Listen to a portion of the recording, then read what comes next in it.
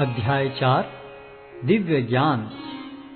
भगवान श्री कृष्ण ने कहा, मैंने इस अमर योग विद्या का उपदेश सूर्यदेव विवस्वान को दिया और विवस्वान ने मनुष्यों के पिता मनु को उपदेश दिया और मनु ने इसका उपदेश इक्ष्वाकु को दिया। आज मेरे द्वारा वही यह प्राचीन योग यानी परमेश्वर के साथ अपने संबंध का विज्ञान तुमसे कहा जा रहा है, क्योंकि तुम मेरे भक्त तथा मित्र हो। अतः तुम इस विज्ञान के दिव्य रहस्य को समझ सकते हो। इस प्रकार यह परम विज्ञान गुरु परंपरा द्वारा प्राप्त किया गया और राज ऋषियों ने इसी विधि से इसे समझा, किंतु कालक्रम में यह परंपरा छिन्न हो गई।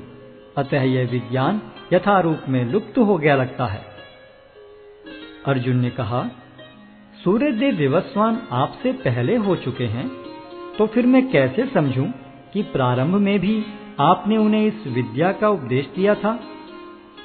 श्री भगवान ने कहा, तुम्हारे तथा मेरे अनेकानेक जन्म हो चुके हैं। मुझे तो उन सब का स्मरण है, किंतु हे परंतप तुम्हें उनका स्मरण नहीं रह सकता है। यद्यपि मैं अजन्मा तथा अविनाशी हूँ और यद्यपि मैं समस्त जीवों का स्वामी हूँ, तो भी प्रत्येक युग में मैं अपने आदि दिव्य रूप में प्रकट होता हूँ। हे भरतवंशी, जब भी और जहां भी धर्म का पतन होता है और अधर्म की प्रधानता होने लगती है, तब तब मैं अवतार लेता हूं। भक्तों का उद्धार करने, दुष्टों का विनाश करने तथा धर्म की फिर से स्थापना करने के लिए मैं हर युग में प्रकट होता हूं। हे अर्जुन, जो मेरे आविर्भाव तथा कर्मों की दिव्य प्रकृति को जानता है, वह इस शरीर को छोड़ने पर इस भौतिक संसार में पुनः जन्म नहीं लेता, अपितु मेरे सनातन धाम को प्राप्त होता है। आसक्ति, भय तथा क्रोध से मुक्त होकर, मुझ में पूर्णतया तन्मय होकर और मेरी शरण में आकर बहुत से व्यक्ति भूतकाल में मेरे ज्ञान से पवित्र हो चुके हैं। इस प्रकार से उन सबों ने मेरे प्रति दिव्य प्रेम को प्राप्त किया है। जिस भाव से सारे लोग मेरी शरण ग्रहण करते हैं, उसी के अनुरूप मैं उन्हें फल देता हूँ। हे पार्थ, प्रत्येक व्यक्ति सभी प्रकार से मेरे पथ का अनुगमन करता है। इस संसार में मनुष्य सकाम कर्मों में सिद्धि चाहते हैं, फलस्वरूप वे देवताओं की पूजा करते हैं। निस्संदेह संसार में मनुष्य को सकाम कर्म का फल शीघ्र प्राप्त होता है। प्रकृति के तीनों गुणों और उनसे संबद्ध कर्म के अनुसार मेरे द्वारा मानव समाज के 4 विभाग रचे गए। यद्यपि मैं इस व्यवस्था का सृष्टा हूँ, किंतु तुम यह जान लो कि मैं इतने पर भी अव्यय अकर्ता हूँ। मुझ पर किसी कर्म का प्रभाव नहीं पड़ता, न ही मैं कर्म फल की कामना करता हूँ। जो मेरे संबंध में इस सत्य को जानता है, वह भी कर्मों के फल के पाश में नहीं बंधता। प्राचीन काल में समस्त मुक्तात्माओं ने मेरी दिव्य प्रकृति को जान करके ही कर्म किया। अतः तुम्हें चाहिए कि उनके पद चिन्हों का अनुसरण करते हुए अपने कर्तव्य का पालन करो। कर्म क्या है और अकर्म क्या है, इसे निश्चित करने में बुद्धिमान व्यक्ति भी मोहग्रस्त हो जाते हैं। अतः मैं तुमको बताऊंगा कि कर्म क्या है, जिसे जानकर तुम सारे अशुभ से मुक्त हो सकोगे। कर्म की बारीकियों को समझना अत्यंत कठिन है। अतः मनुष्य को चाहिए कि वह यह ठीक से जाने कि कर्म क्या है, विकर्म क्या है और अकर्म क्या है। जो मनुष्य कर्म में अकर्म और अकर्म में कर्म देखता है, वह सभी मनुष्यों में बुद्धिमान है और सब प्रकार के कर्मों में प्रवृत्त रहकर भी दिव्य स्थिति में रहता है। जिस व्यक्ति का प्रत्येक प्रयास इंद्रिय तृप्ति की कामना से रहित होता है, उसे पूर्ण ज्ञानी समझा जाता है। उसे ही साधु पुरुष ऐसा करता कहते हैं, जिसने पूर्ण ज्ञान की अग्नि से कर्म फलों को भस्मसात कर दिया है। अपने कर्म फलों की सारी आसक्ति को त्याग कर सदैव संतुष्ट तथा स्वतंत्र रहकर वह सभी प्रकार के कार्यों में व्यस्त रहकर भी कोई सकाम कर्म नहीं करता। ऐसा ज्ञानी पुरुष पूर्ण रूप से संयमित मन तथा बुद्धि से कार्य करता है, अपनी संपत्ति के सारे स्वामित्व को त्याग देता है और केवल शरीर निर्वाह के लिए कर्म करता है।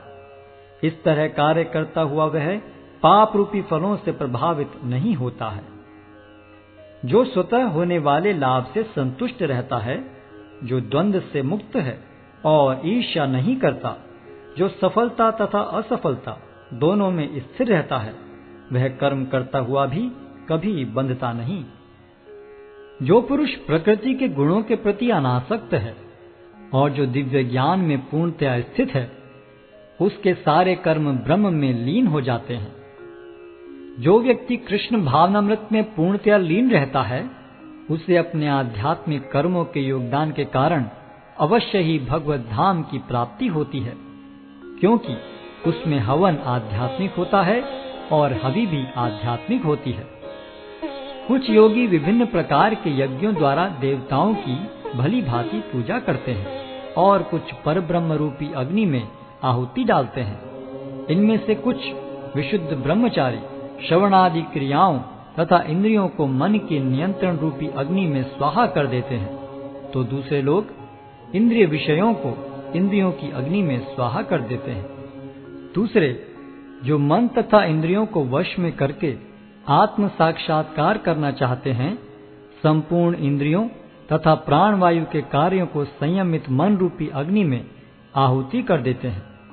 कठोर व्रत अंगीकार करके कुछ लोग अपनी संपत्ति का त्याग करके कुछ कठिन तपस्या द्वारा, कुछ अष्टांग योग पद्धति के अभ्यास द्वारा अथवा दिव्य ज्ञान में उन्नति करने के लिए वेदों के अध्ययन द्वारा प्रबुद्ध बनते हैं। अन्य लोग भी हैं जो समाधि में रहने के लिए श्वास को रोके रहते हैं।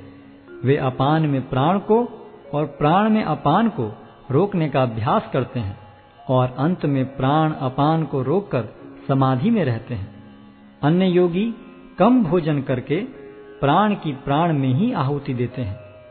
ये सभी यज्ञ करने वाले यज्ञों का अर्थ जानने के कारण पाप कर्मों से मुक्त हो जाते हैं और यज्ञों के फल रूपी अमृत को चखकर परम दिव्य आकाश की ओर बढ़ते जाते हैं।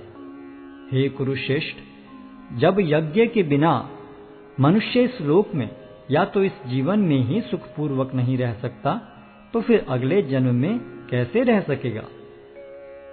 ये विभिन्न प्रकार के यज्ञ वेद सम्मत हैं और ये सभी विभिन्न प्रकार के कर्मों से उत्पन्न हैं।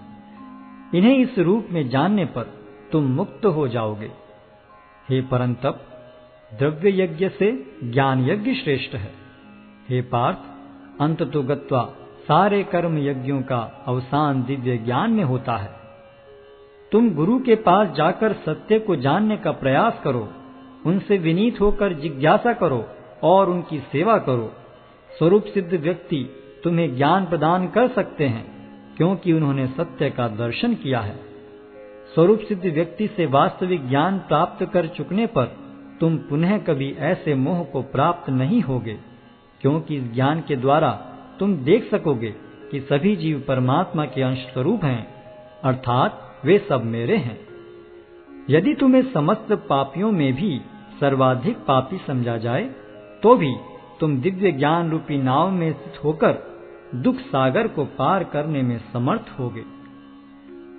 जैसे प्रज्वलित अग्नि ईंधन को भस्म कर देती है, उसी तरह हे अर्जुन, ज्ञान रूपी अग्नि भौतिक कर्मों के समस्त फलों को जला डालती है। इस संसार में दिव्य ज्ञान के समान कुछ भी उदात्त तथा शुद्ध नहीं है। ऐसा ज्ञान समस्त योग का परिपक्व फल है। जो व्यक्ति भक्ति में सिद्ध हो जाता है, वह यथा समय अपने अंतर में इस ज्ञान का आस्वादन करता है। जो श्रद्धालु दिव्य ज्ञान में समर्पित हैं और जिसने इंद्रियों को वश में कर लिया है, वह इस ज्ञान को प्राप्त करने का अधिकारी है और इसे प्राप्त करते ही वह तुरंत आध्यात्मिक शांति को प्राप्त होता है। किंतु जो अज्ञानी तथा श्रद्धा विहीन व्यक्ति शास्त्रों में संदेह करते हैं, वे भगवत भावनामृत नहीं प्राप्त करते, अपितु नीचे गिर जाते हैं। संशयात्मा के लिए न तो इस लोक में न ही परलोक में कोई सुख है। जो व्यक्ति अपने कर्म फलों का परित्याग करते हुए भक्ति करता है और जिसके संशय दिव्य ज्ञान द्वारा विनष्ट हो चुके हैं, वही वास्तव में आत्मपरायण है। हे धनंजय, वह कर्मों के बंधन से नहीं बंधता। अतएव तुम्हारे हृदय में अज्ञान के कारण जो संशय उठे हैं, उन्हें ज्ञान रूपी शस्त्र से काट डालो। हे भारत, तुम योग से समन्वित होकर खड़े हो और युद्ध करो।